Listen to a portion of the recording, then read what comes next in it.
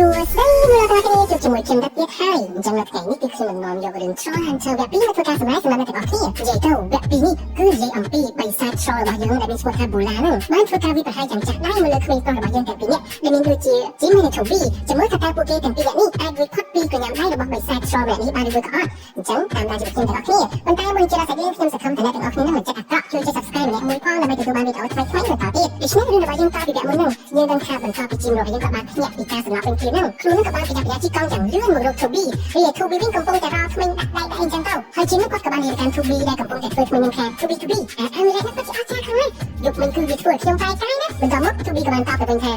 ប្រែកាយហើយទៅនិយាយទៅគឺគាត់ចប់ថ្មីអាការនោះទេដូច្នេះហើយជីមរបស់យើងគាត់បានឈរចាំ Toby ធ្វើថ្មីរហូតដល់8ម៉ោងហើយពេលក៏ចាំទៅវាក៏ដល់ពេលយប់Toby ក៏បានមកផ្ទះជាមួយនឹងជីមពេលមកដល់ផ្ទះជាមួយនឹងជី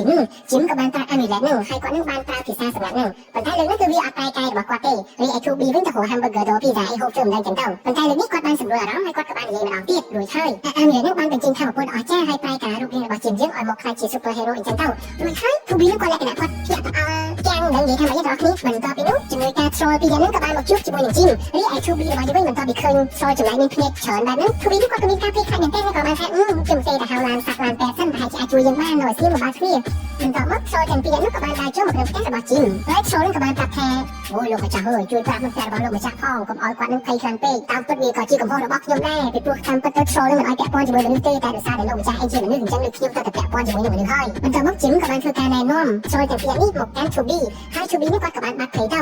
ៅបន្ទាប់មក Blinky ដែលជា troll ផ្នែកច្រើននេះគាត់ក៏បានវាយរាប់នៅតួនាទីរបស់ជីមថាជីមនឹងគាត់មានតួនាទីក្នុងការការពារមិនត្រឹមតែពួក troll ប៉ុណ្ណោះទេជីមរបស់យើងគាត់ក៏មានតួនាទីក្នុងការជួយមនុស្សផងដែរពីព្រោះអីបើសិនជាកាលណាពួក troll ចិត្តអាក្រក់នឹងមានថាមពលខ្លាំងជាងពួក troll ចិត្តល្អដូច្នេះពួក troll ចិត្តអាក្រក់វានឹងបះបោរហើយឡើងមកធ្វើការគ្រប់គ្រងពួកផែនដីរបស់យើងបន្ទាប់ពីលើសបែបនេះជីមមានការភ្ញាក់ផ្អើលមែនទែនរួចហើយម្ដាយរបស់ជីមក៏បានមកផ្ទះភ្នាក់ដូច្នេះពួកគេទាំងអស់គ្នាក៏បានព្យាយាមឡើងទៅលាក់ខ្លួននៅក្នុងបន្ទប់ទឹកពេលម្ដាយរបស់ជីមនឹងចូលមកគាត់ក៏បានស្គាល់ថាចំកូនឯងម្ដាយវិញពេលហើយគាត់ក៏បានតាមរកកូនរបស់គាត់ហើយក៏នឹងថាជីមនៅក្នុងបន្ទប់ទឹកហើយម្ដាយរបស់ជីមសួរថាធ្វើអីគេកូនប្រុសជីមក៏បានតបទៅវិញថាខ្ញុំកំពុងតែបាត់ជើងហើយវាមានបញ្ហាកាពះអ៊ីនទីជួយចឹងទៅរីឯ Toby នេះគាត់ហុកប្រកូនចុះហុកឡើងលើសូដូចលក្ខណៈថាថោមែនអត់ទេនោះហើយម្ដាយរបស់ជីមនឹងគាត់មានការបារម្ភគាត់ក៏បានយកតាមអីមកឲ្យកូនគាត់ដូច្នេះក្រុមរបស់ពួកគេនេះមានការភ័យខ្លាចមែនទែនខ្លាចម្ដាយរបស់ជីមនឹងដឹងបើកាលណាម្ដាយជីមឃើញគាត់ប្រកាសជាសម្លាប់ហើយដូច្នេះ troll ជាមួយនឹង Toby នឹងក៏បានលាក់ខ្លួននៅកន្លែងប្រគុណមួយទឹកហ្នឹងរួចហើយជីមក៏បានបើកទ្វារចេញមកធ្វើធម្មតាចឹងទៅក៏បានម្ដាយរបស់ជីមនឹងចាប់អារម្មណ៍បន្ទាប់ពីនោះយប់ចោលបន្តិចម្ដាយរបស់ជីមនឹងក៏បានចាក់ចេញពីផ្ទះដើម្បីទៅធ្វើការរបស់គាត់រួចហើយ Blinky នេះគាត់ក៏បានមកបន្តការសន្ទនារបស់គាត់ដោយគាត់បាននិយាយថាលោកម្ចាស់ជីមលោកម្ចាស់មានពេលតែ2 ថ្ងៃទេក្នុងការហាត់សមឲ្យខ្លាចទៅជា troll hunter ដែលពិតប្រាកដតាមពិតទៅដល់ពេលដើម្បីខ្លាចទៅជា troll hunter នេះយើងត្រូវការរយៈពេល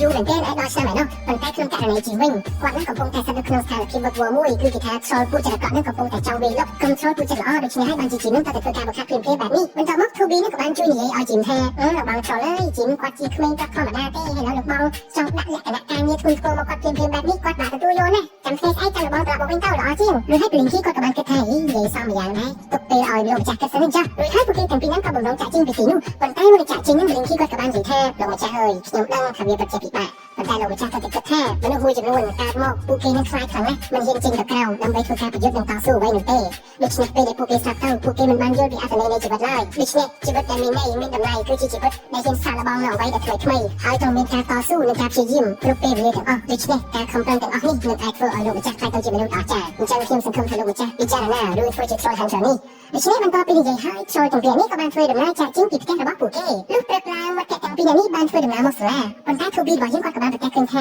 Amulet នេះវាសត្វតែបញ្ចេញភ្លើងឬហើយគាត់ក៏បានឆ្លងថាឬមួយក៏ដល់ពេលបែកកាយអញ្ចឹងពួកគេទាំងពីរនេះក៏បានដើរចូលទៅក្នុងបន្ទប់មួយទឹករួចហើយលោក Sticker នឹងក៏បានតាមទាន់ហើយគាត់នឹងក៏បានដើរចូលដែរអញ្ចឹងបន្ទាប់ពីជីមរបស់យើងគាត់បានប្រែកាឡាទៅជា troll hunter មកសាប់តែលោកគ្រូដើរចូលមកហើយស្វែងរកជីមរបស់យើងឬហើយនេះជីមក៏បានកុហកថាជា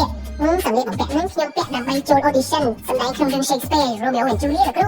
ូប៉ុន្តែតាមពិតលោកគ្រូ Sticker នឹងគាត់បានដឹងរឿងអស់ហើយប៉ុន្តែគាត់សម្ដែងធ្វើដូចជាគាត់នឹងរឿងល្អអញ្ចឹងរួចហើយគាត់ក៏បាននិយាយថាមិនអីទេអញ្ចឹងប៉ុន្តែនោះគាត់ក៏បានប្រាប់ថានៅសល់តែប្រហែលនាទីទៀតទេ audition នឹងត្រូវបានបញ្ចប់ហើយរួចហើយជីមរបស់យើងគាត់ក៏បានបញ្ញាដើម្បីមកធ្វើ audition ឡើងធ្វើជាតួសម្ដែងទេហើយក៏បានជួបប្រទះជាមួយនឹងការរបស់គ្រូ Claire ទៀតហើយពួកគេទាំងពីរនាក់ក៏បានធ្វើការសន្ទនាជាមួយគ្នាបានបន្តិចហើយក៏ដល់វេនដែលជីមរបស់យើងនឹងទៅធ្វើដំណើរឡើងទៅសម្ដែងពេលដែលសម្ដែងនឹងជីមក៏អត់ដឹងនិយាយអីទេគាត់មានអារម្មណ៍ថាភ័យតែម្ដងពីព្រោះគាត់ឆ្លើយតែគាត់នឹងមកធ្វើ audition ដោយសារតែគាត់នឹងដូចតា Claire ដូច្នេះគាត់ចង់ធ្វើ audition នេះដើម្បីជួបជាមួយនឹង Claire តែឥឡូវដល់ពេលគាត់សម្ដែងហើយអញ្ចឹងជីមគាត់ក៏បាននឹកឃើញសម្ដែងរបស់ Blinky ដែលបានប្រាប់គាត់នៅផ្ទះរួចហើយជីមរបស់យើងគាត់នឹងសម្ដែងអីនោះគាត់ក៏បានយកសម្ដែងទាំងអស់នោះមកនិយាយហើយគាត់នឹងបញ្ចូលតួពេលដូចជាគាត់នឹងគឺជាម្ចាស់នៃសម្ដែងហ្នឹងអញ្ចឹងហើយធ្វើឲ្យមនុស្សគ្រប់គ្នាមានការភ្ញាក់ផ្អើលមែនទែនចំពោះទស្សនៈនិងអត្ថន័យនៃគ្រាដែលជីមកំពុងតែនិយាយនេះបន្ទាប់ពីជីមនិយាយចប់មនុស្សគ្រប់គ្នានៅក្នុងផ្ទះតែអបអរសាទរនិងមានការភ្ញាក់ផ្អើលមែនទែនចំពោះការ សម្ដែងរបស់ជីមជាពិសេសឃ្លារបស់យើងបានមកធ្វើការស្វែងរកដល់ជីមដែលធ្វើជីមមានការអៀនជាខ្លាំងតែម្ដងអញ្ចឹងបន្ទាប់ពីនោះក៏ដល់ពេលដែលជីមជាមួយនឹង Toby បានជិះត្រឡប់មកផ្ទះវិញនៅពេលល្ងាចដ៏ស្ងាត់មួយនៅពេលនោះគឺជាពេលដែល Bula បានធ្វើការរៀបរៀងផ្លូវរបស់ពីរនាក់នោះ